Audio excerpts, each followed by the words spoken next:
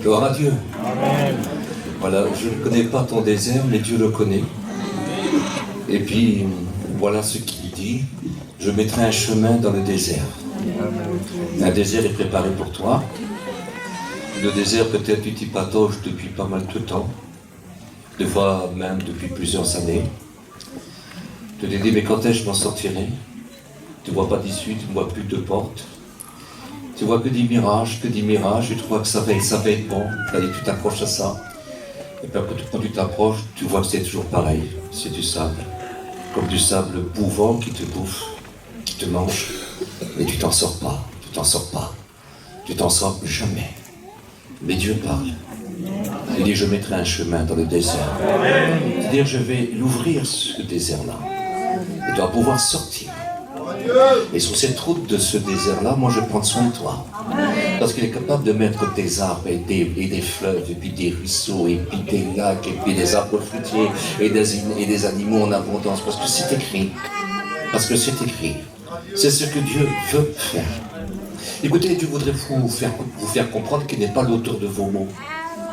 Ne l'accusez pas de vos mots, il n'y est pour rien.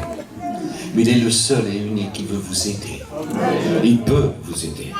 Tout est possible à Dieu. Tout est possible. Si vous pourrez mettre un petit peu d'espoir en lui, l'espoir, mais qu'est-ce que c'est beau l'espoir, l'espérance. T'écris que l'espérance en Dieu n'est pas vain. Ce n'est pas vain. Crois. Crois, continue de croire. Fais-lui confiance. T'écris que le petit lumineux qui fume encore, il n'éteint pas. La mèche qui fume encore, il n'éteint pas. Non, non, non, non. Le petit lumineux là, il est là, cette espérance, oui, continue de croire. Tu vas me dire, mais oui, mais tu ne connais pas, si, je te connais vu que tu es venu. Cela veut dire que tu continues de croire, que tu espères en quelque chose. Tu voudrais recevoir quelque chose. Moi, je ne peux pas te le donner, mais je te présente celui qui peut le donner. Celui qui veut le donner. Celui qui a marqué plus de 3000 promesses pour toi. Celui qui a dit qu'il est le même hier, aujourd'hui, éternellement, qui ne change pas. Qu'il est celui qui est appelé le Père des Lumières, dans lequel il n'y a pas d'ombre de variation. Je peux vous garantir qu'il n'y a aucune épaisse ténèbre qui peut empêcher la lumière du Christ d'éloigner ces ténèbres de toi. Personne n'y arrivera. Le Père le meilleur, la Mère la meilleure, le Fils le meilleur. Personne. La plus belle des relations, le portefeuille ou la poche vide. Personne ne peut faire pour toi que seulement ce que Dieu peut faire. Le miracle. Un miracle. Personne ne fait des miracles. Le plus grand chirurgien apprend des choses, découvre des choses. Et avec les années, ça va mieux. Mais l'humain qui ne sait pas en faire, c'est impossible. Il y a toujours des nouvelles choses qui arrivent tout le temps. Il n'y aurait pas toujours une partie pour rendre l'autre malade. On ne s'en sort pas. En vérité, on ne s'en sort jamais. Mais il y a une vérité, c'est que Dieu fait des miracles. Amen. C'est-à-dire, vous savez, quand Dieu dit un mot, quand sa parole parle, son bras l'accomplit. Il n'y a rien de trop dur. Pour Dieu, il n'y a rien de trop dur. Est-ce que vous savez qu'il peut tout donner, ce que nous lui demandons, mais bien plus que cela, ce que nous ne pouvons pas penser. Tellement grand. Même si chacun de vous aurait des cerveaux énormes, si vous serez les plus grands scientifiques qui apparus sur la terre, vous ne pourrez jamais dire ce que Dieu peut faire et ce que Dieu peut vous donner. Parce qu'il vous donne au-delà, vous ne pouvez pas s'imaginer. Oui, Dieu peut le faire. Vous savez que dans la parole de Dieu, j'avais marqué un petit verset, j'aimerais vous le citer quand même. On me reproche parfois de ne pas dire assez. Voilà. Dans Jean chapitre 23, au verset 3. Oh, si je savais où le trouver, si je pourrais arriver jusqu'à son trône. Je recommence, apprenez-le par cœur. Oh, si je savais où le trouver, si je pourrais arriver jusqu'à son trône. Qu'est-ce que c'est beau? Job sait, c'est qu'il existe. Mais comment le trouver? Comment monter chez lui? Comment se présenter devant lui? Mais comment? Par quel nom? Comment faire? Il sait qu'il est sur un trône. le trône de l'univers. Il sait qu'il a tous les pouvoirs, qu'il peut absolument tout faire.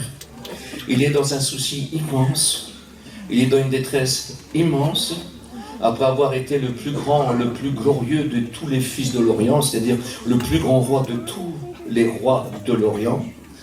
Devant lui, les rois arrêtaient leur discours.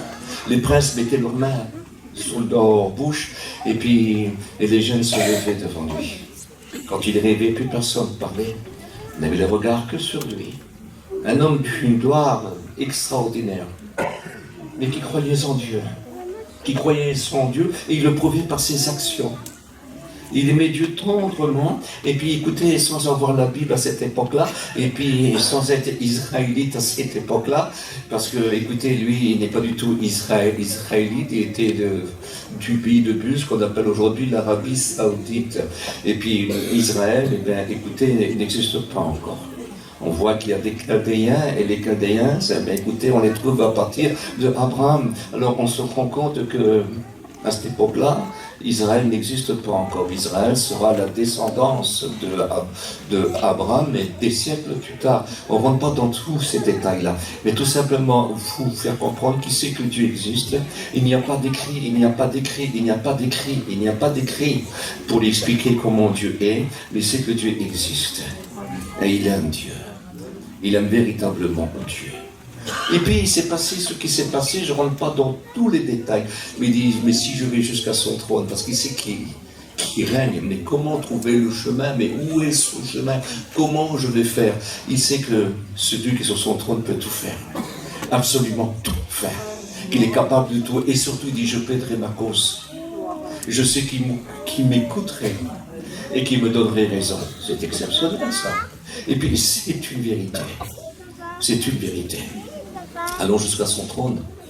Il n'y en a qu'un seul qui peut nous amener jusqu'à ce trône-là.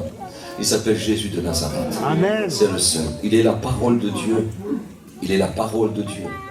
Le commencement de toutes les œuvres de Dieu. C'est-à-dire qu'il a créé toutes les œuvres de Dieu. Toutes les œuvres de Dieu. Et c'est lui, comme il a reçu tout pouvoir dans le ciel et sur la terre, qui fera la fin des œuvres de Dieu comme il le voudra. Il y a des œuvres qui disparaîtront et des œuvres qui dureront. On ne rentre pas dans tous ces détails, c'est beaucoup trop long. Mais tout simplement, essayez de vous faire comprendre Christ est véritablement le chemin dans le désert. Amen. Il vient dans le désert. Dans le désert de nos vies.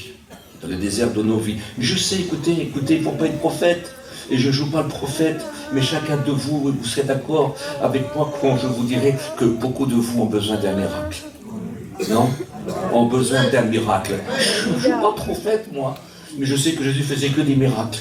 Il disait, si vous ne croyez pas dans ce que je dis, croyez au moins dans ce que je fais, œuvre que personne n'a fait. Moïse n'a pas fait autant que Jésus l'a fait. Moïse, c'est en tant qu'homme, né d'un père de la terre et d'une maman de la terre. Autant qu'homme, c'est l'homme avec qui Dieu a fait le plus de miracles. Mais Jésus faisait tous les miracles. Constamment tous les miracles. On lui a emmené des foules nombreuses, écoutez, des foules nombreuses qui venaient de partout, que ce soit, écoutez, des frontières de l'Afrique, des frontières de l'Asie ou des frontières ou de la frontière de l'Europe, ça venait de partout, là où il avait fait sa résidence, c'est à Capernaum, et là c'est la Via romaine qui s'en va dans ces trois continents, les pays civilisés de l'époque, puissants de l'époque.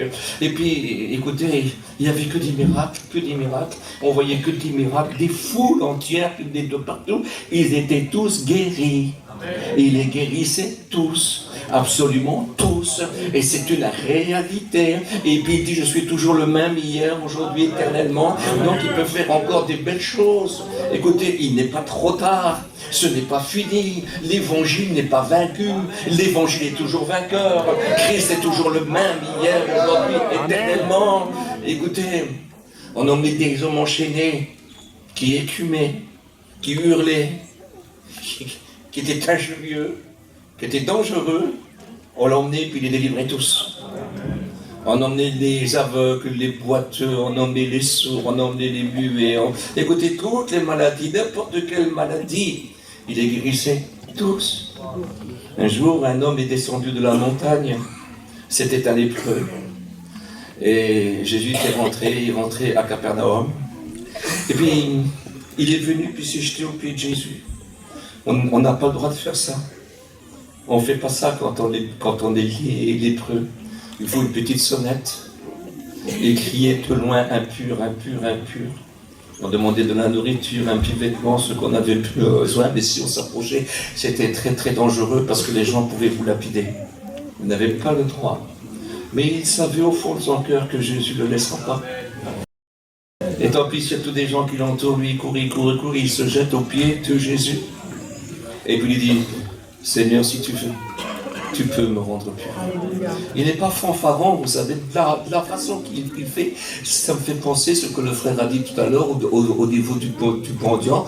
Dans Matthieu chapitre 5, il dit, heureux les pauvres en esprit, ou les simples en esprit, car le royaume des cieux leur appartient. Le texte original, voilà ce qu'il dit, heureux le mendiant de l'esprit, car le royaume des cieux lui appartient.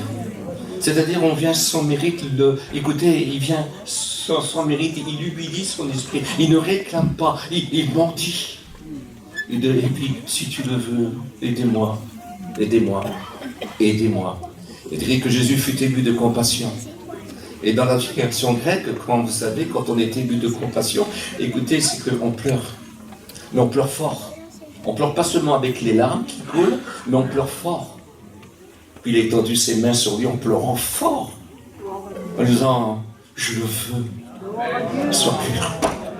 C'est exceptionnel, c'est exceptionnel. Puis il fut purifié à l'instant même. Écoutez, Jésus aurait pu être trouvé impur aussi. Est-ce que vous réalisez ça? Et puis cet homme-là aurait pu être tué. Une chose extraordinaire, la lèpre a disparu. Il n'y avait plus de lèpre. Ça veut dire que même s'il manquait un petit bout de nez, s'il manquait une oreille, s'il manquait un petit bout de joue, ici il manquait un doigt ou deux doigts, tout était revenu normal. Absolument tout. Le miracle était là. On ne pouvait pas les toucher. On pouvait simplement glorifier le Maître. Le Maître est exceptionnel, vous savez. Il ne change pas. Quand il est capable d'humilier notre esprit, dire ce que je te demande, je ne le mérite pas. Parce que tout n'est que grâce. Vous savez qu'il est écrit au niveau de Jésus dans Tite 11, car la grâce, source de salut pour tous les hommes, a été manifestée. Elle est là, elle est restée, ne croyez pas, elle est restée. Bien sûr que Jésus est au ciel, mais il est sur toute la terre, il est sur les 5 continents, il est dans l'univers, il est dans l'infini, il est dans l'éternité, il a retrouvé sa forme de Dieu, et il est partout. Amen. Absolument partout, partout, Amen. Partout. Il a dit 2 ou 3 unis en mon nom, que ce soit ici. Combien de rassemblements qu'il y a peut-être à ce moment ici, sur la terre? Combien? Eh bien, Jésus est avec eux tous. Amen. Absolument eux tous, parce qu'il n'a pas changé. Il a fait cette promesse. Si vous venez pour moi, il n'a-t-il pas dit, je me laisserai trouver par celui qui me cherche, et je ne jetterai pas dehors celui qui vient à moi. Quelle importance. Donc sur toute la terre, ça prie à ce moment. Dans beaucoup d'endroits, ça prie. Ça prie. Il y a des réunions actuellement qui sont en train de se faire. Et puis comme les jours, vous savez, les heures sont sur 7. Écoutez, on pourrait dire que toute la journée. Toute la journée. Parce que là-bas, ça sera 6 heures. Ici, ça sera 8 heures. Là-bas, ça sera 10 heures. Toute la journée. Jésus bénit, Jésus sauve. Jésus guérit. Il y a des réunions partout. Et ce soir, vous êtes à la réunion assemblée pour le Maître Jésus, pour écouter l'Évangile. Et c'est bien pour ça que vous êtes venus, parce que c'est pour ça que moi je suis venu, pour l'Évangile, parce que je suis témoin de l'Évangile. Et l'Évangile, c'est une source de salut pour tous les hommes. On n'en a point honte, au contraire. Parce que, écoutez, c'est le salut assuré pour ceux qui croient dans l'Évangile. C'est écrit, croyez dans l'Évangile. Croyez dans l'Évangile. Le texte est écrit de cette façon-là. Croyez dans l'Évangile. Jésus dira, aimez mon Père et aimez-moi. Quelle importance. Vous savez ce que Dieu dit, mon Père vous aime. Parce que vous m'aimez. Et que vous avez cru que j'étais sorti de lui. Parce qu'il est le chemin qui mène à Dieu. N'a-t-il pas dit, je suis le chemin? Je suis la vérité? Je suis la vie. Amen. Nul ne vient au Père que par moi. Amen. Il est le véritable chemin. Il nous amène au trône. Nous amène au trône. Écoutez, on n'y est pas. Mais c'est comme si on est devant le trône quand on a de la foi. Dieu nous regarde. Nous ne faisons plus partie des hommes perdus, nous ne faisons plus partie, écoutez, des hommes qui sont sans Dieu et privés de Dieu. Non, on ne fait plus partie. Demandons pour le désir de tout notre cœur. Dieu nous regarde, surtout quand on le regarde en acceptant Jésus-Christ dans notre cœur. Je ne sais pas pourquoi tu es venu ce soir, je ne sais pas ce que tu cherches, mais je ne peux pas comprendre. Et je ne suis pas d'accord qu'une réunion n'est pas un lieu de bénédiction. Tu peux être béni. Amen. Tu peux être béni. Amen. Et tu as le droit d'être sauvé. Amen. Tu n'es pas obligé d'être perdu. Tu n'es pas obligé d'être perdu. Tu n'es pas obligé. Tu peux passer de la mort à la vie, des ténèbres à la lumière. Oui, c'est vrai. C'est une certitude. J'aime le vieil évangile. J'aime le bel évangile. J'aime comme Jésus prêchait. Jésus a une façon de prêcher. Écoutez, c'était exceptionnel. C'était tellement merveilleux. Jésus cherchait, écoutez, cherchait. Souvenez-vous, quand il est sorti de la barque, il y avait une foule nombreuse là. Il s'est mis à pleurer. Il s'est mis à pleurer. Les gens cherchaient après lui. Jésus là-bas, tout le monde venait. Bien sûr, il voulait être guéri. Et parfois même, ils avaient besoin d'être nourris. Il faisait souvent les deux. Mais ce qui est exceptionnel, quand il est sorti, il les a regardés. Puis encore, il s'est mis à pleurer. Il s'est mis à pleurer. Il fut ému de compassion encore. C'est-à-dire, il pleurait avec les larmes, il pleurait, on l'entendait pleurer. Il sanglotait, ému de compassion, s'est pris dans les entrailles.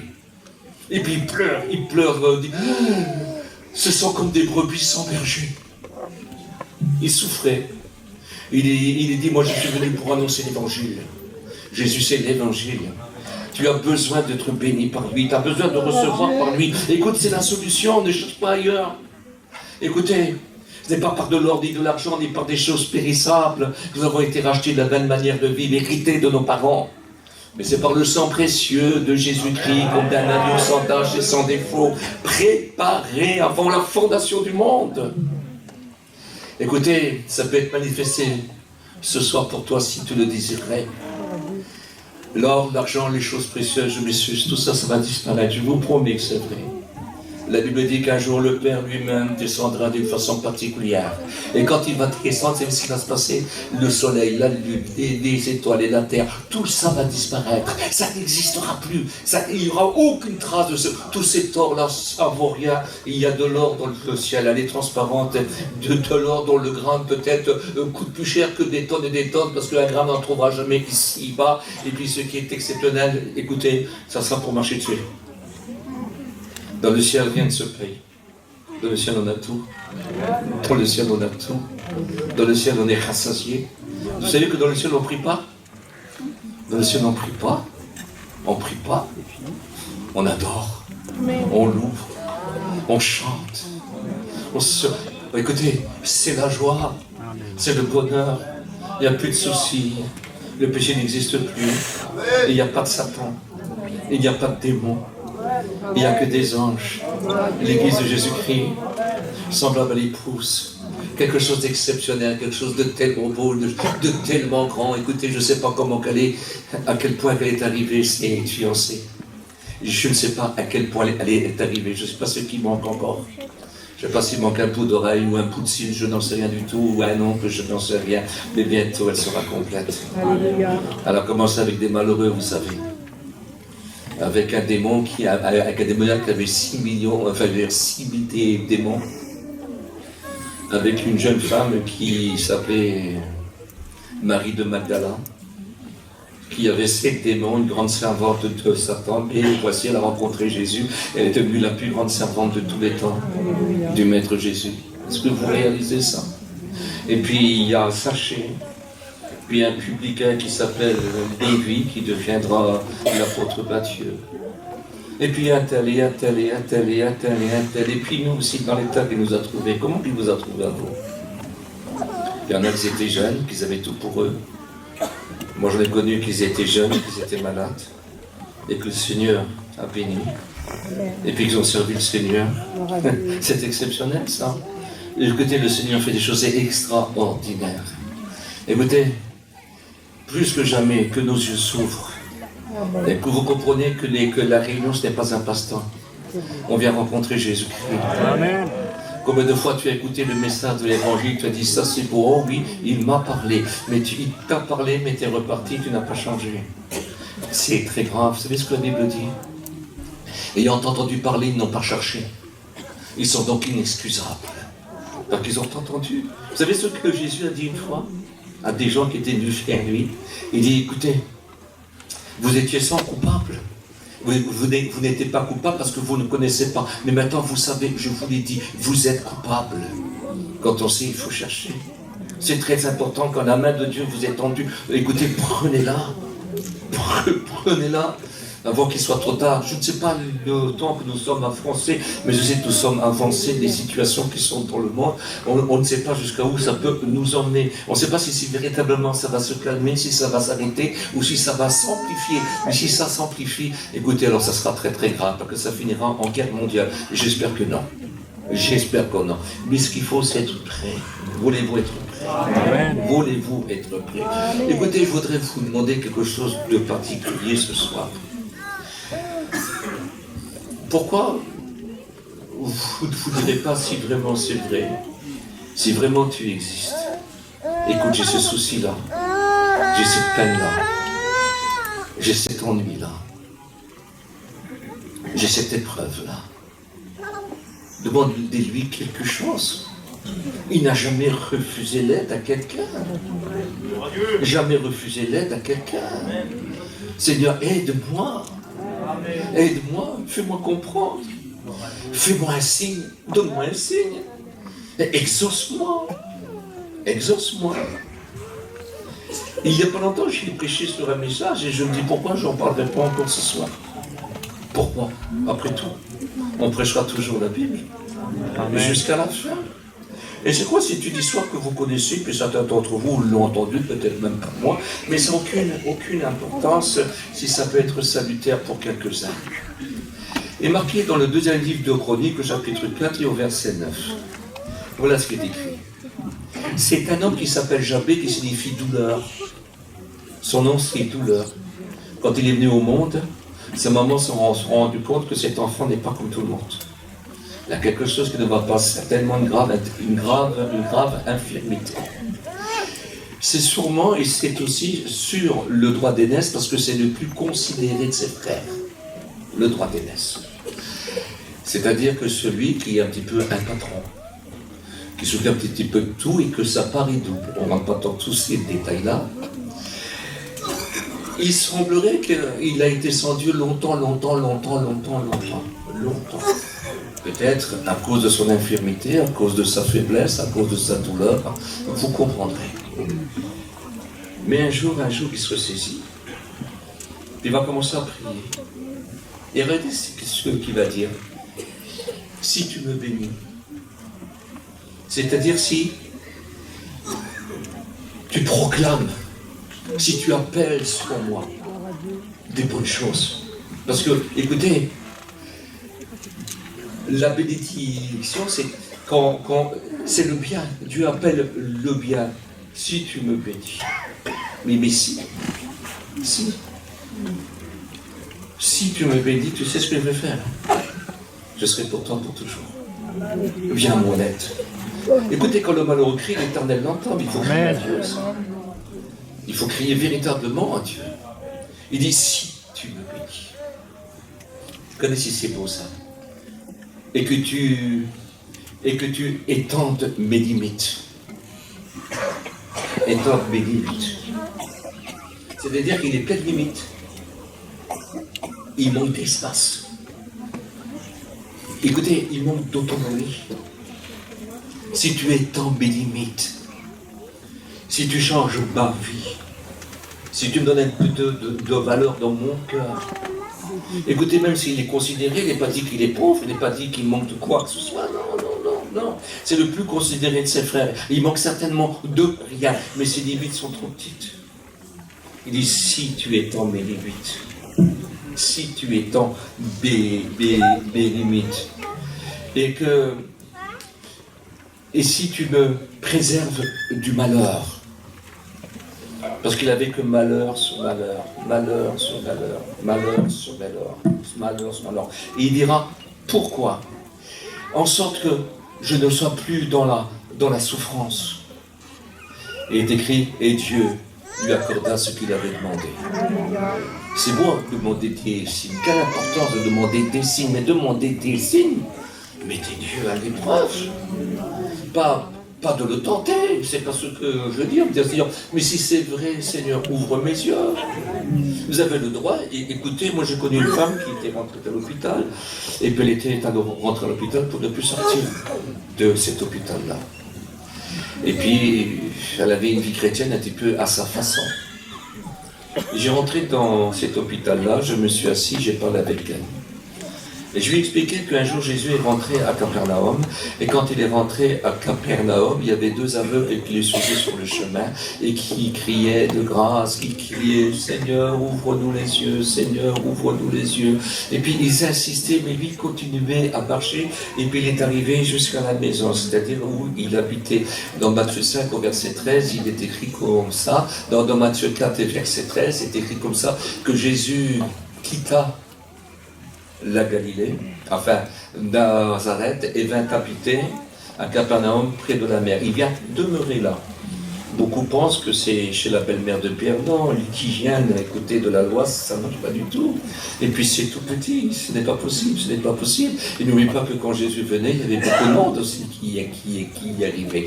Alors il s'est passé une chose, il vint demeurer là près de la mer. Jésus était charpentier. Un charpentier à cette époque-là pouvait construire la maison entièrement. Est-ce que vous réalisez ça? Entièrement. Il avait travaillé, c'est à l'âge de 30 ans qu'il a laissé son métier de charpentier, parce que selon la loi, il fallait que là, il pouvait commencer qu'à cet âge-là. On ne rentre pas dans tous ces détails-là. Mais voilà, il était là. Donc il n'est pas dans la maison de cette femme-là, mais voilà, il est chez lui. Et au moment qu'il va rentrer dans la maison, il crie toujours, et puis il se retourne, il dit, mais est-ce que vous croyez que je peux faire cela? Il a dit oui. Alors il leur ouvrit les yeux à tous les deux. Et je lui ai dit, tu sais, il peut ouvrir tes yeux aussi, même que tu vois bien. Ce soir, tu peux trouver le Seigneur. Je lui ai dit, Jésus, aujourd'hui, peut te sauver. Il n'est pas trop tard. C'est terrible d'avoir toujours les yeux fermés, parce que souvent, c'est nous qui les ouvrons. C'est nous qui les fermons. Mais si on voudrait les ouvrir pour lui, je vous garantis qu'il nous fera voir des choses extraordinaires. Tu as besoin de voir. Tu as besoin de voir, mais il faut que tu crois. Il faut que tu crois. Il faut que tu lui demandes avec un cœur sincère, parce que les gens veulent dire, si, écoute, si tu me bénis, je le ferai. On sait bien. Mais si on prie de cette façon-là, c'est qu'on croit qu'il existe. Mais qu'on l'a négligé, qu'on l'a négligé. Et puis si on demande ce signe, Seigneur, que c'est un signe qui te montrera aussi, qui te pardonne et qui change ta vie, et qui peut ouvrir tes yeux, qui peut ouvrir tes oreilles, qui peut ouvrir ton cœur, il peut faire tout, absolument tout. Il peut te faire passer véritablement de la mort à la vie, des ténèbres à la lumière, et de la puissance du diable à celle de Dieu. Quelle importance, quelle importance! Je voudrais avec moi que vous regardiez ce Maître Jésus. Voulez-vous le regarder un petit peu avec moi? On va essayer de le contempler parce qu'il est humble, vous savez. Un jour, il arrive à Naïm. Le Capernaum d'Naïm, il doit avoir une trentaine de kilomètres. Et puis, à Naïm, il y a une femme qui est veuve. Elle avait déjà perdu son mari, maintenant elle perd son fils unique. Elle n'a que ce fils-là. Et puis elle pleure. Et puis voici que Jésus arrive. Avec tous ces hommes qui sont avec lui. Quel beau cortège. Le cortège de Jésus-Christ. De paix, de joie, de force. Écoutez, d'espérance. Et là, c'est la désolation. Elle pleure. Oh, il y a des gens qui la suivent, qui pleurent aussi, mais ce n'est pas les pleurs des gens qui vont essuyer ses larmes à elle. Ce n'est pas possible. Il faut plus que ça. Quand on a tout perdu, quand on n'a plus rien, quand on est veuve et qu'on perd son fils unique, quand on n'a plus rien, absolument plus rien. Le seul qui peut redonner du goût et vous dire ne pleurez pas, il n'y a que Jésus qui peut le faire. Amen. Et Jésus lui dit ne pleure pas. Ne pleure pas. Bien sûr, Jésus est connu. Ne pleure pas. Et puis, il va s'approcher de la tripouille. Puis il va dire, jeune homme, je te le dis, lève-toi. Et le jeune homme se leva. Il avait calmé ses pleurs en l'exaucant. Écoute, peut-être que tu verses des torrents de larmes constamment, des torrents de larmes constamment. Mais est-ce que réellement tu le demandes à Jésus? Est-ce que réellement tu dis, Seigneur, fais-le, parce que moi je te suivrai? Dis seulement un mot, mon serviteur sera guéri. Dis seulement un mot, Seigneur, dis seulement un mot, dis seulement un mot. Mais avec, écoutez, on le fait avec référence, on le fait avec amour, on le fait avec respect. Je me souviens de cette femme-là, qui est pour moi une femme extraordinaire, qui a une maladie, quelqu'un qui guérira jamais, puis qui a mangé toute sa fortune, elle n'a plus un sou. Tous ses biens, elle les a lapidés. Sa maladie fait qu'elle vit seule. Elle vit seule. Il n'y a rien. Elle est accompagnée de personne. Elle est toute seule. C'est une femme seule. Une femme malheureuse et misérable. Et voici que Jésus passe. Et quand Jésus passe, elle se faufile tout doucement. Elle dit, si seulement je puis toucher le bord de son vêtement, je serai sauvé. Je serai guéri. Et puis elle s'est approchée tout doucement. Et puis elle a touché le pan de la robe du Maître Jésus. Si nous lisons dans le livre de Nombres, au chapitre 21, il nous est parlé à ce sujet-là, que sur le pan de chaque homme israélite, quand il marchait, derrière il y avait un filateur bleu, violet, comme ça. Et puis tous ceux qui suivaient des derrière devaient penser au commandement. Au commandement. Oui, mais elle a compris une seule chose. Oh, écoutez, elle n'est certainement pas plus parfaite que d'autres personnes. Non. Surtout pas. Quand moi, si j'aurais vu ces commandements-là, j'aurais vu ça, si je suis israélite et puis que je vois ça, moi j'aurais pas osé toucher ça, que je n'aurais pas senti assez bien. Mais elle a compris que celui qui est là, il est plus qu'un homme, mais qu'il est Dieu. Elle a compris. Elle a compris qu'il saura, il s'en rendra compte. Elle est sûre d'elle, Et puis elle a pris ces commandements-là, parce que lui, écoutez, vous savez que c'est par le péché que la misère, la mort est venue dans le monde, mais elle sait que lui va faire tous ces commandements-là, qu'il va les accomplir afin que la vie revienne pour chacun. Et qu'elle nous ait promis maintenant en Jésus-Christ la vie éternelle. Tout est possible. Et puis, elle l'a touché. Et à l'instant même, elle s'est sentie guérie. Oui, mais Jésus a ressenti qu'une force est sortie de lui. Parce qu'il y a Jésus, il y a le Père, il y a le Saint-Esprit. C'est exceptionnel. Et puis, il se retourne, quelqu'un part toucher, et Pierre lui dit, écoute, maître, regarde. Mais tout le monde te touche, non. Une force est sortie de moi. Et certainement que ses regards s'est posé sur elle. Elle lui dit, se sentant découverte. Elle est venue se jeter à ses pieds. Et il lui a tout dit. Et qu'est-ce qu'il lui a répondu? Va, ma fille, ta foi t'a sauvée. Alors je ne sais pas, je vais de le répéter. Va, ma fille, ta foi t'a sauvée.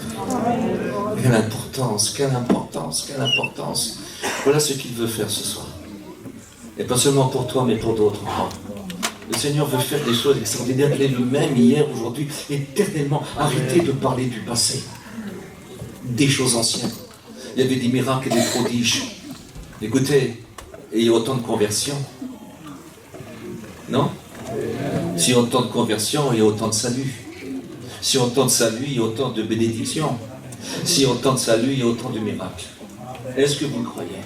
Est-ce que vous voulez continuer à croire? Amen. La Bible dit de persévérer dans la foi, de croire, car il y a toujours un jour où tu es récompensé de ta foi. Et puis, est-ce que ça serait pour toi ce soir, ce jour-là?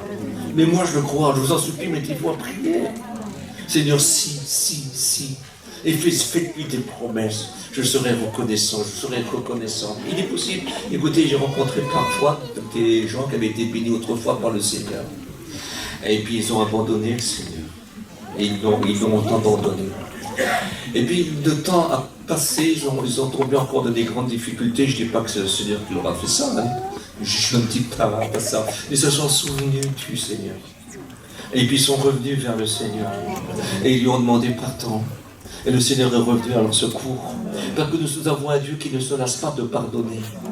Je recommence. Ah non, déplaise à certains. Nous avons un Dieu qui ne se lasse pas de pardonner. Amen. Il ne se lasse pas. Il est riche en pardon. Il est riche en amour. Amen. Il est riche en miséricorde. N'est-il pas écrit que Jésus même le dit, mais vous ne comprenez pas, ne saviez-vous pas que le cœur de Dieu n'est que miséricorde. Il veut. Quand nous regardons dans la parole de Dieu, nous voyons des hommes très agréables à Dieu, et puis qui malgré tout ont failli. Et puis ils avaient des cœurs, écoutez, selon le cœur de Dieu. Et puis on se rend compte que par leur repentance, ils furent encore selon le cœur de Dieu. La repentance, le retour à Dieu. Tu peux revenir à Dieu. Si tu t'es égaré, tu peux revenir à Dieu. Frères et sœurs chrétiennes, si tu t'es égaré, tu peux revenir à Dieu. Dieu te pardonne. Il est prêt à te pardonner. Tu as le droit d'être pardonné. Tu as le droit d'être sauvé. Tu as le droit encore d'être rempli du Saint-Esprit. Tu as encore le droit de parler en langue. Oui, tu as encore le droit. Tu as encore le droit. Tu as encore le droit. Ce n'est pas trop tard. Ce n'est pas trop tard. Il a gardé ce que tu as enterré. Il a gardé ce que tu as jeté. Il a gardé. Et il est prêt à te donner ce que tu as perdu. C'est une certitude, je te promets. C'est une certitude. Voilà ce que Dieu veut faire. Il l'a fait pour des multitudes de mondes.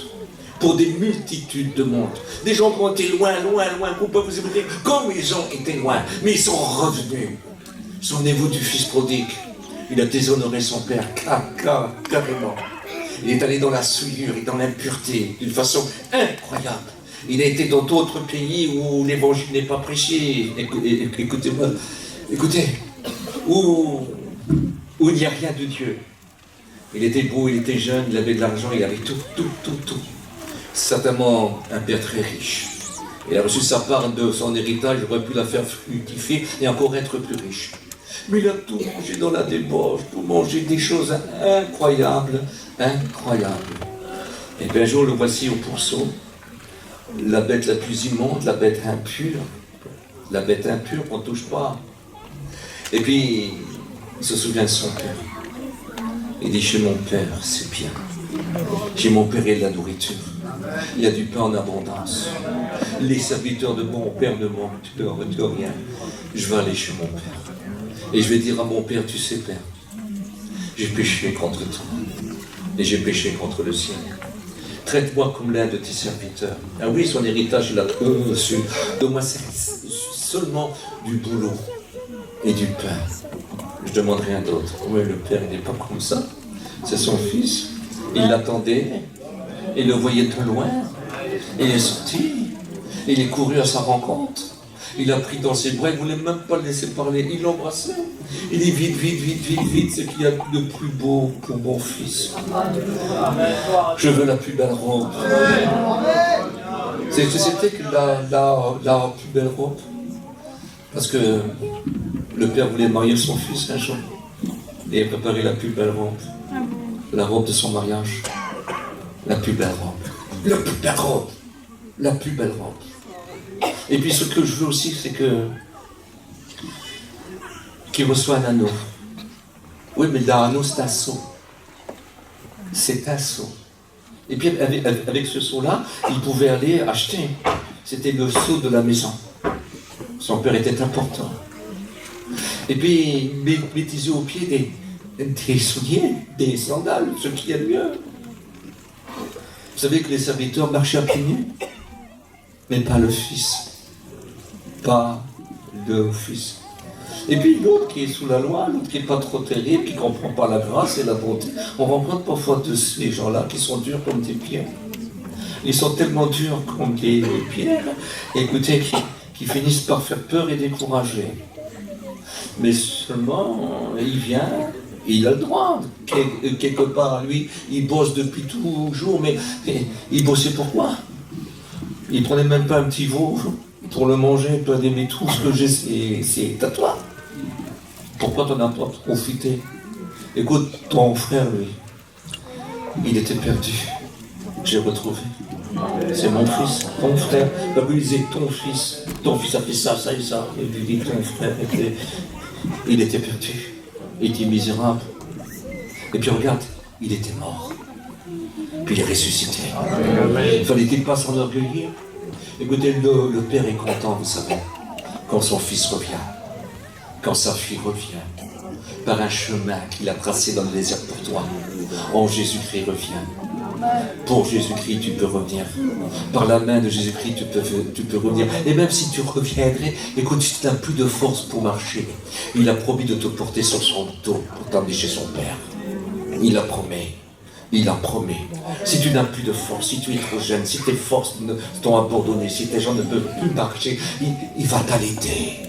Il va te donner du lait pour faire vivre. Quelle importance. Et il te ramène chez son Père. Il te présente à son Père. C'est l'avocat qui plaide auprès du Père. Et s'il commence à plaider pour toi, il va gagner tous les procès. Tout ce que Dieu demande à Dieu, Dieu est d'accord. Quand son fils se présente devant lui, il lui dit Dieu. Parce que c'est le nom de son fils, Dieu. C'est le nom de son fils. Il appelle Dieu. Hébreux, chapitre 1, 8 et 9. Il appelle Dieu. Alors quand Dieu commence à prier, quand Dieu demande à donner, écoutez, quand ce Dieu-là a donné sa vie pour toi, pour tes péchés passés, pour tes péchés présents, et peut-être aussi, j'espère pas, pour tes péchés de demain, mais quand il commence à plaider, parce que d'un cœur sincère t'es revenu, je te promets que le Père dit, mais lave-le, sanctifie-le, sauve-le. Jusqu'au jour où je t'enverrai pour aller me les chercher. Quelle importance. Il veut faire quelque chose de particulier ce soir, je le ressens fortement dans mon cœur. Il veut te ramener à la raison pour que tu t'es égaré. Parce que la folie t'a saisi. Tu as été séduit. Tu t'es conformé au siècle présent. Avec tout le respect, je te dois. Tu as vécu en état d'adultère spirituel. En état de prostitution spirituelle. Car tu adorais des choses en délaissant Dieu, ton Dieu. Mais tu peux revenir ce soir. Amen. Et je veux te dire une chose. Toi qui t'es pas encore engagé, tu es content quand tes enfants se convertissent. Tu es d'accord quand ta femme se convertit. Tu dis c'est bien. Mais toi tu te convertis jamais. Jamais, jamais, jamais. Oh, c'est formidable d'avoir des enfants qui se convertissent. Ils sont sages. Vous pouvez dormir dans la nuit. Ils sont sages. Quand un fils et une fille est chrétienne, vous dormez bien. Ça fait du bien. Ils font pas n'importe quoi. Ils vivent pas n'importe où. On peut leur faire confiance. Qu'est-ce que c'est beau. On peut adorer des enfants, mais vous leur faites pas confiance. Et puis vous dormez très très mal. Non? Est-ce que c'est la vérité? Bon, certains, ça intéresse, mais oui, convertissez-vous, très très bien, tranquille. Prenez des chrétiens, oh oui, surtout des chrétiens. Hein. Mais toi, tu ne deviens jamais chrétien. Et ça, c'est embêtant, non? C'est ce soir, tes yeux pourraient s'ouvrir et comprendre que Dieu voudrait que tu te convertisses, parce que si ton enfant est sauvé, c'est bien, mais si toi, tu vas en enfer, il aurait mieux fallu que tu naisses pas, au moins tu n'aurais pas été en enfer. Si tu ne vas pas au ciel, non? Quelle importance! Quelle importance! Écoutez, s'il faudrait vivre toute cette vie-là pour se retrouver en enfer pour rien. Tous nos efforts, tout notre travail, tous nos biens, toute notre pauvreté, toute notre misère, tous les amis, et toutes ces choses-là, écoutez, tout ça, ça passera. Tout ça, c'est pour rien. Si on n'est pas sauvé, tout ça, c'est pour rien. Moi, j'aurais préféré humblement que le Seigneur me prenne à ma naissance, si jamais j'aurais voulu être converti, que je ne naisse jamais, Seigneur, que je ne naisse jamais. C'est pour aller en enfer, vous savez très bien que Dieu existe. Vous le savez très bien. Et c'est pour cela que je vous demande de lui demander un signe. Voulez-vous lui demander un signe ce soir? Humblement, un signe. Lui dire, Seigneur, aide-moi. Seigneur, je te demande ça. Ne demandez pas des petites choses. Hein. Ne demandez pas des petites choses. Il fait que des grandes choses. Il fait que des grandes choses. Tout est possible. Amen. Tout est possible à Dieu. Alors j'aurais des témoignages à vous porter, vous savez. Dieu est tellement grand. Mais moi, il m'a guéri. J'étais malade. Mais bien malade. Je suis rentré à l'hôpital. Ça fait déjà plusieurs jours que je vivais avec 41 fièvre. Et puis vraiment j'étais mal, j'avais attrapé ici un œuf, mais comme ça. Hein. Et puis quand je suis rentré à l'hôpital, ils m'ont emmené de force parce que je ne voulais pas rentrer en plus à l'hôpital, j'avais une tête un petit peu bizarre, mais ils m'ont emmené. Et je me retrouve à Paris, à Saint-Denis, si vous connaissez l'hôpital de Saint-Denis. Quand je rentrais dans cet hôpital-là, c'est pas possible, c'est pas un hôpital, c'est une morgue ça. Et puis ils m'ont mis dans un compartiment un petit peu spécial, parce qu'ils ont commencé à me faire toutes sortes de visites. Ils ont vu que ce n'était pas par une blessure. Ils ont vu que c'était beaucoup plus grave. Ils m'ont mis dans un endroit où c'est très important, où on ne sait pas si on va revenir. Et j'ai été là. On m'avait emmené, ma femme, elle ne le savait pas, elle était partie pour les commissions, mais j'étais tellement mal, ils m'ont retrouvé dans un état, même pas dans la peine. Et puis, j'étais seul là. J'étais seul et écoutez, c'était horrible. Et puis moi, c'est ce que j'avais de particulier, c'est que j'avais honte d'être malade. Car je dis, voilà, je suis chrétien, je rends témoignage, et les gens disent, maintenant, depuis que tu es chrétien, qu'est-ce qui t'arrive? Bizarre. Parce que c'était des gens qui n'étaient pas convertis, et c'était de la famille. Et puis je me retrouvais là. Et Seigneur, j'ai honte, regarde ce qu'ils vont penser de toi. Je veux pas qu'ils parlent comme ils ont parlé. Et puis j'ai énormément mal. Je ne peux pas dormir sur le ventre, je ne peux pas dormir sur le dos, et ni sur aucun des côtés, parce que tellement j'avais de la fièvre, au bout de 10 minutes que je m'endormais, je me réveillais avec des cauchemars qu'on ne pouvait pas imaginer. Une souffrance incroyable. Et devant moi, il y a un homme qui est allongé là, un moribond.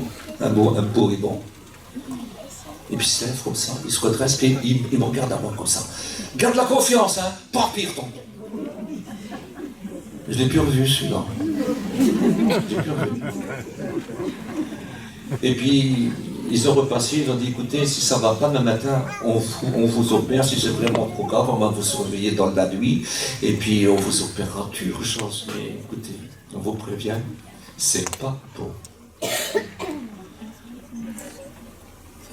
Écoutez, une chose incroyable, ce qui est produit.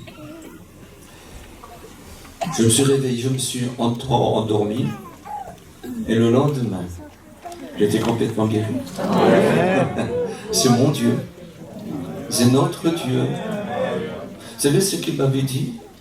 Il dit, si tu fais ma volonté, je ne t'infligerai pas des plaies dont j'ai infligé les Égyptiens. Quand moi j'ai vécu ça là, une peur bleue, j'ai dit j'ai fait ce que j'ai pu, mais Seigneur, j'ai pas tout fait bien.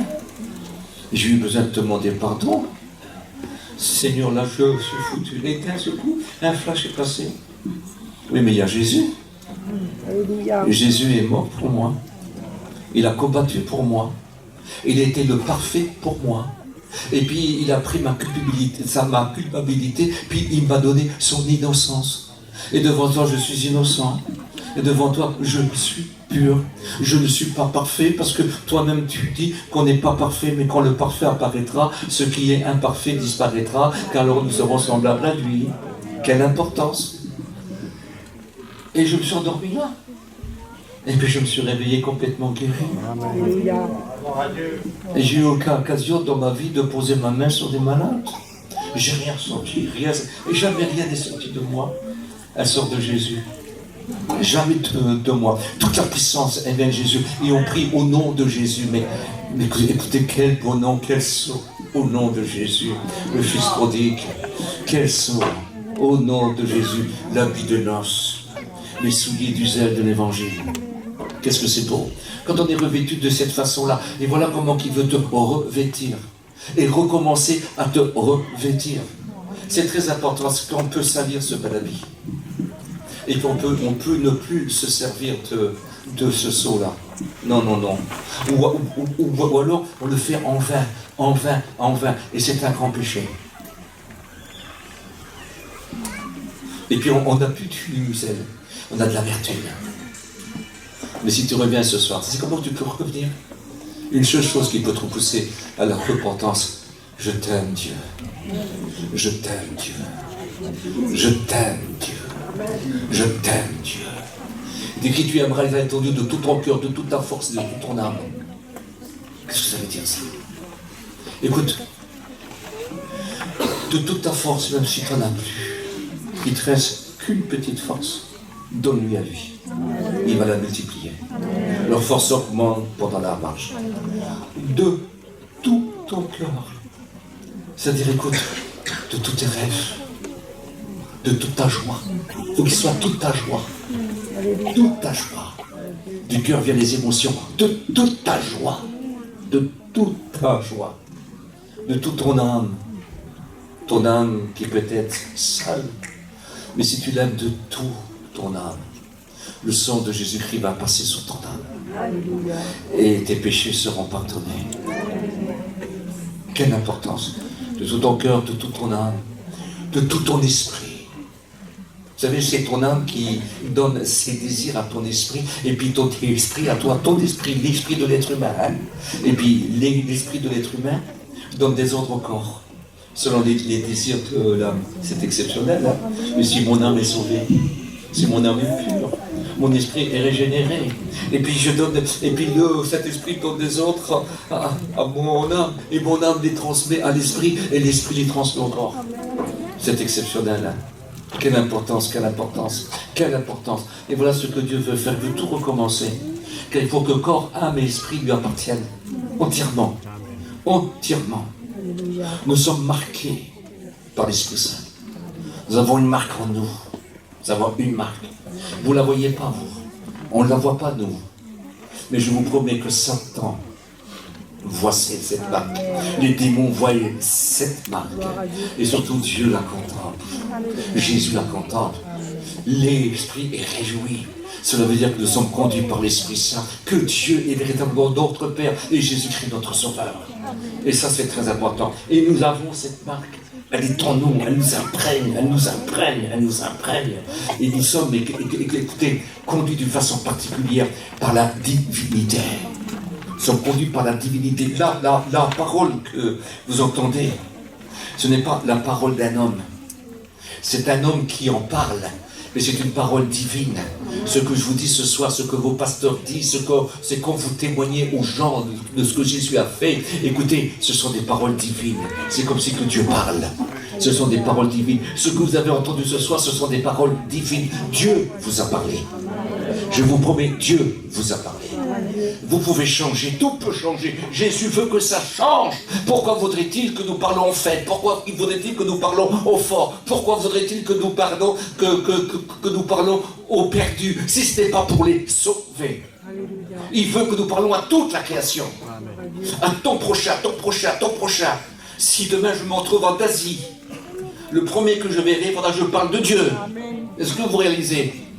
Écoutez, où que nous soyons, l'Église de Jésus-Christ est témoin. Et les serviteurs de Dieu, écoutez, on va les édifier, les fortifier, tous ceux qui viendront. On est tous des gagnants d'âme. Ministère comme Église, nous gagnons des âmes. Nous les amenons à l'Évangile. Quand vous amenez des inconvertis ici, là, déjà vous les avez gagnés peut-être à 50%. Très très important. Vous êtes lumière, celle de la terre. Je vous en supplie, écoutez, il faut se réveiller. Ayez du zèle, non de la paresse. Soyez fervents d'esprit, servez le Seigneur. Servez-le tel que vous voulez, n'essayez pas d'être plus fort, n'essayez pas de parler mieux. Vous parlez comme vous pouvez, vous parlez comme le Seigneur vous a choisi. Ce n'est pas la peine de faire des discours. On n'a pas besoin d'être applaudi, vous n'avez pas besoin d'être applaudi. Ce qui compte, soyez comme vous êtes. Pour Dieu, avec vos moyens. Avec vos moyens, tels que vous êtes. Amen. Quand vous êtes bien parlé, si on parle bien, c'est très bien, mais c'est loin d'être suffisant. Ce qu'il faut, c'est l'Esprit du Seigneur. Ce qu'il faut, c'est être un adorateur. Amen. Savoir dire, je t'aime, Seigneur. La plus belle de toutes les prières, je t'aime, Seigneur, je t'aime, Seigneur. Mais dans n'importe quelle circonstance de notre vie, je t'aime, je t'aime, je t'aime, et rien ne peut te remplacer. C'est de cette façon-là que nous devons vivre. C'est de cette façon-là. Nous ne voulons pas épater. Nous voulons amener l'Évangile. Nous voulons être les témoins du Christ. Voulez-vous être témoin du Christ? Toi qui depuis si longtemps as résisté à Dieu, écoutez, voudrais-tu enfin devenir un témoin du Christ? Voudrais-tu nous rejoindre? Viens, rejoins-nous. Rejoins-nous, mets-toi dans les rangs avec nous. Accepte Jésus-Christ, que ton âme soit sauvée. Que tu deviennes une nouvelle créature, que les choses anciennes sont passées et que toutes choses sont devenues nouvelles. Reviens, je t'en supplie, reviens. Reviens, reviens, viens. Le Seigneur t'appelle. Le Seigneur t'appelle. Le Seigneur t'appelle. Oh, je voudrais que ce soit tourmenté, tourmenté, tourmenté jusqu'au jour que tu lui dis oui. Vous ne trouves plus de repos, plus de repos, plus de repos. Je voudrais que tout devienne sans sel, qui devient fade, afin que tu lèves tes yeux et tu dis, Seigneur, j'ai besoin de toi si tu m'obéis. Seigneur, si tu me gardes. Seigneur, si tu étends mes limites. Seigneur, que je ne souffre plus. Gloire à Dieu. Que je ne sois plus dans la souffrance. Si tu pourrais dire ça. Je voudrais que ça t'arrive jusque-là. Afin qu'enfin, tu comprends son amour. Ne te suffis pas à toi-même. Ne sois surtout pas maître de ton destin. La tempête est en train de s'abattre. La tempête est en train de venir. Une tempête qui va être tellement fort. Tellement fort. Tellement fort. Il n'y a que ceux qui sont en Jésus-Christ pourront s'en sortir. Alléluia. Je t'en supplie au nom du Maître. Amen. Sois sauvé. Je ne sais pas comment si la fiancée est bientôt finie. Je ne sais pas, mais quand elle sera finie, quand le quota sera fait, le père dira à son fils, va la chercher pour le mariage. Le fils, à ce moment, prépare la maison. Il est descendu un jour dans sa vie, il a payé la dot. C'était très cher. C'est par le sang précieux de Jésus-Christ que vous avez été rachetés. Et puis, il est monté au ciel. Et puis là, il prépare la place. Il dit que vos cœurs ne se troublent pas. Croyez en moi et croyez en mon Père. Il y a beaucoup de place, beaucoup de demeures. Mais c'est l'infini. On pourrait mettre des milliards de terres, ça serait encore comme si on n'aurait rien fait. C'est l'infini et c'est l'éternité. Préparer une place, de la place pour tout le monde. Pour tout le monde. Et quand elle sera prête, il viendra tout chercher. Mais sur l'ordre de son Père, pour l'emmener au mariage. Que c'est beau. Jésus est venu pour le mariage, pour un mariage, quand il est né, de façon particulière. Que Dieu, dans sa puissance infinie, infinie, infinie, dans le corps d'une petite jeune fille, a créé un corps pour Dieu le Fils, qui est de toute éternité, dont tout lui doit l'existence. Et puis il est venu là, et puis il est né là, et puis des non-juifs sont venus, on les appelait des mâches. Ce sont des gens qui étaient scientifiques et puis qui regardaient dans les étoiles pour regarder de la création, pour apprendre. Et puis ils ont amené leur trésor. Ils ont dit le roi est né. Le roi est né. Et il dit on est venu pour l'adorer. Je ne sais pas si vous vous rendez compte. C'est pas n'importe quel roi. Ça c'est le roi Dieu. C'est le roi Dieu. Et puis ce roi Dieu-là devait naître anti-Israël. Et pour eux, peut-être donc le roi d'Israël. Et on est venu pour l'adorer. Puis ils ont ouvert leur trésor. Et puis il y en a un qui a offert de l'or. Beaucoup d'or. Et puis l'autre, il a offert de l'encens. Et l'autre, il a offert de la myrrhe. Alors l'or, c'est pour un roi. L'encens, c'est pour un dieu. Mais la myrrhe, c'est pour quelqu'un qui va mourir. Un Dieu qui doit mourir pour nous. Donner sa vie pour nous. Il en fallait en 3 occasions. Il en fallait à la naissance. Il en fallait pour le mariage. Et puis il en fallait pour la mort. Naissance, mariage et mort. Et Jésus est né.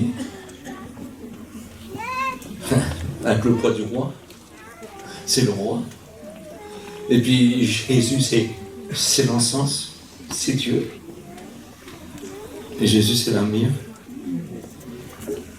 Il est né. Ensuite, il a demandé sa fiancée. Ensuite, il est monté au ciel. Et puis le Père a dit, vas-y, la place est préparée. Le quota est fait. Va aller chercher. Puis il va descendre. Puis il va venir tout prendre. Voudrais-tu faire partie du voyage? C'est très important, c'est très important. Voulez-vous que nous prions ensemble? Roger m'a dit 3 heures, mais il ne sait pas. Il ne sait pas que c'est difficile. Hein? Mais on en a entendu assez, non? On en a entendu assez par un homme faible. Par un homme faible. Et un homme incapable. Mais un faible qui l'a fortifié. Et un incapable qui rend capable. Prions ensemble. Et merci pour ta parole. Car ta parole est la vérité. Ta parole est belle, ta parole est vraie. Seigneur, tu ne cherches pas ton intérêt. Tu cherches que notre intérêt. Seigneur, toi tu veux donner, Seigneur. Tu veux donner. Parce que nous, on ne peut rien te donner. Et quand on te donne, c'est toi-même qui mets dans nos mains. Tu es merveilleux, Seigneur. Et dans tes bonnes mains, Seigneur. Et dans tes bonnes mains, parce qu'ils sont là, ils sont devant toi. S'ils te demandent un signe, exauce-les, Seigneur. S'ils te demandent une preuve, je te le dis, exauce-les. Que tu te laisses trouver, Seigneur. Parce que déjà, te demander un signe, Seigneur, crie à toi, Seigneur. Oser t'adresser une parole, c'est de croire. C'est déjà de croire et c'est de la sincérité. Seigneur, parce que tu es un Dieu qu'on ne peut que t'aimer. C'est ton amour qui nous pousse à la repentance. Parce que tu nous as aimés, nous t'aimons. Et cet amour nous fait se repentir. À te revient toute la gloire. Amen. Amen. Écoutez, je vais faire quelque chose, c'est ce que vous le voulez bien. Amen. Et c'est vrai que les appels, j'en fais rarement, moi, vous savez. Ça m'est arrivé autrefois dans ma jeunesse, je faisais des appels, je voyais des gens qui se levaient, j'étais content. Mais après, je revenais quelques mois après, puis je voyais souvent les mêmes mains. Ils disaient, ils viennent quand en mission. En mission, ils croient qu'ils ramasser un peu de beurre, et après ils rentrent chez eux, c'est fini. C'est pas ce que le Seigneur veut. C'est pas ce que le Seigneur veut. Il dit, donne-moi ton cœur. Amen. Et qu'enfin tes yeux se plaisent dans mes voies. Voudrais-tu lui donner ton cœur? Amen. Voudrais-tu? Alors on va faire une chose. Hein. Vous allez baisser tous les regards. Hein. Et je vais vous laisser pendant quelques instants avec lui. Et c'est dans votre cœur. Tu veux mon cœur, Seigneur, prends-le. Parce que mon cœur, c'est ma vie. Mon cœur, c'est mes rêves. Mon cœur, c'est mes désirs. Et maintenant, tu es mon rêve. Et maintenant, tu es mes désirs. Et je veux vivre pour toi. J'ai besoin de toi. J'ai besoin de toi. Seigneur, je t'aime. Seigneur, je crois en toi. Dites-lui. Dites-lui. Seigneur, ne me rejette pas. Je ne peux pas devenir chrétien. Toi, tu peux faire de moi un chrétien. Je désire être chrétien. Mais je ne pourrai pas le faire. Car sans toi, je ne peux rien faire. Il faut que je sois né de ton Fils. Il faut que je sois né de ton Fils. Il faut que je sois né de l'Esprit. Seigneur, il faut que je sorte de ton Fils. Car il est le cep et moi je suis le serment. Et je sors du cep. On ne peut pas me greffer dessus. Je ne peux pas me mettre dessus. Mais lui, il peut me faire sortir de lui. En ton nom, je vais être en Fils. Dans ton Fils. Dites-lui s'il vous plaît.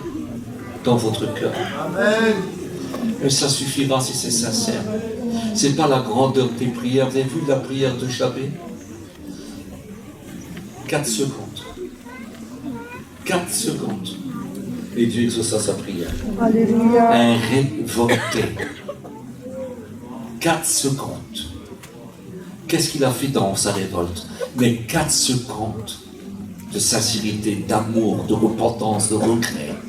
Et Dieu exauça sa prière.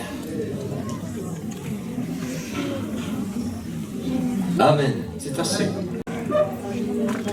C'est assez. J'espère que tu as fait le bon chemin. Alléluia. Le bon chemin. Et puis quand tu rentres chez toi, dans ton petit coin, fais quelque chose pour lui.